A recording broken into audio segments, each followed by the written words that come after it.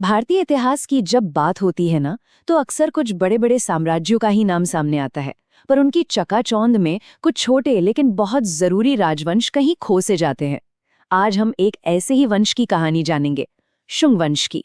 समझिए, ये वो कड़ी थी जिसने एक महान साम्राज्य के अंत और एक नए युग की शुरुआत को आपस में जोड़ा।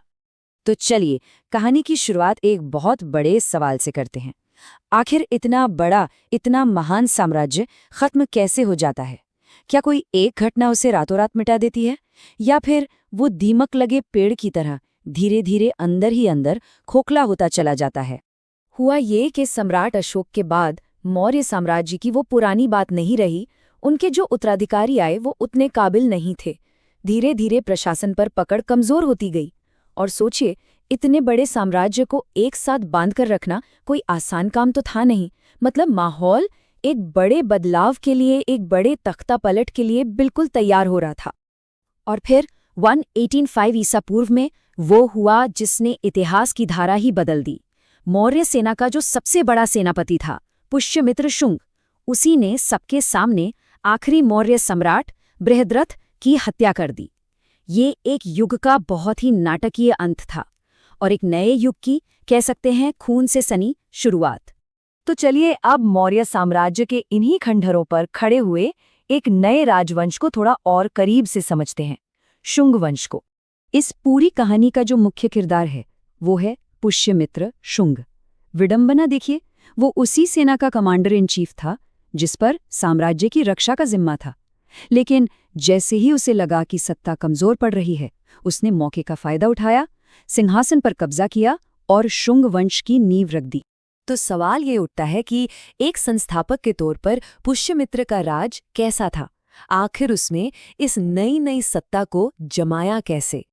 देखिए, पुष्यमित्र एक बहुत ही काबिल शासक निकला। उसने सबसे पहले तो उत्तर पश्चिम से जो इंडो ग्रीक हमले हो रहे थे, जिन्हें उस जमाने में यवन कहते थे, उनसे अपने साम्राज्य को बचाया।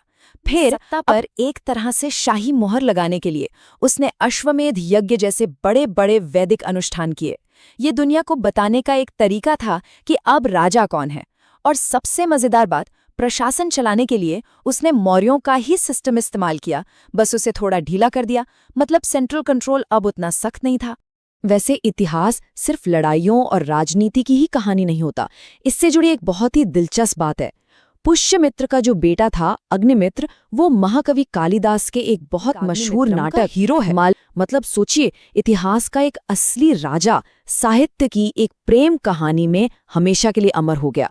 चलिए अब जरा शुंग काल के कल्चर यानी कला और धर्म की बात करते हैं, क्योंकि यहीं पर आकर ना कहानी में एक बहुत ही दिलचस्प मोड़ आता है। शुंग काल की सबसे अनोखी बात है इसमें दिखने वाला एक विरोधाभास।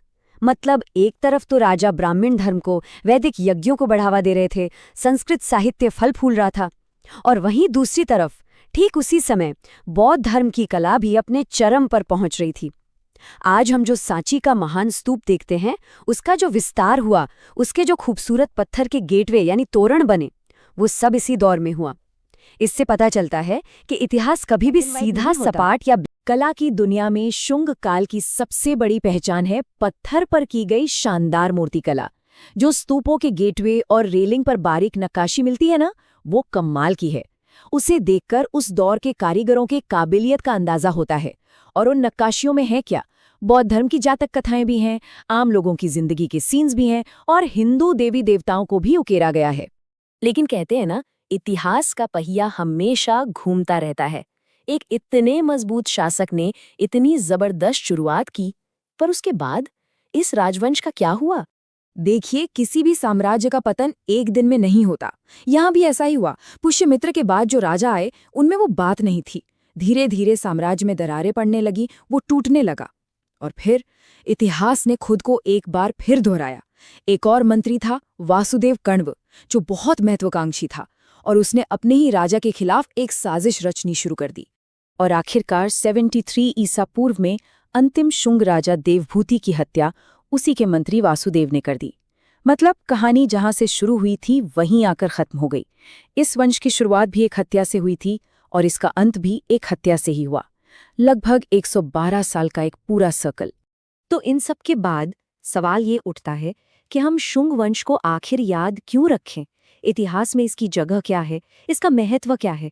शुंग वंश को सबसे ज्यादा एक ट्रांजिशनल पावर के तौर पे जाना जाता है, मतलब एक ऐसी शक्ति जो दो बड़े दौर के बीच में आई। जब मौर्य साम्राज्य बिखर गया तो एक खालीपन को भरा, और जब तक कणु वंश का उदय हुआ तब तक उत्तर भारत में एक तरह की स्थिरता बनाए रखी। कह सकते हैं कि ये दो बड़े साम्राज्यों के बीच एक बहुत जरूरी पुल की तरह थे। तो अगर हम शुंग वंश की विरासत को देखें तो वो कई चीजों में है।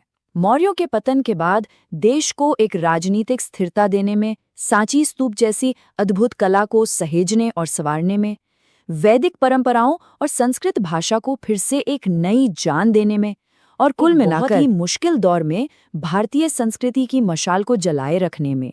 और जाते जाते एक सवाल, क्या हर सत्ता, हर पावर अपने अंदर ही अपनी बर्बादी के बीज लेकर पैदा होती है?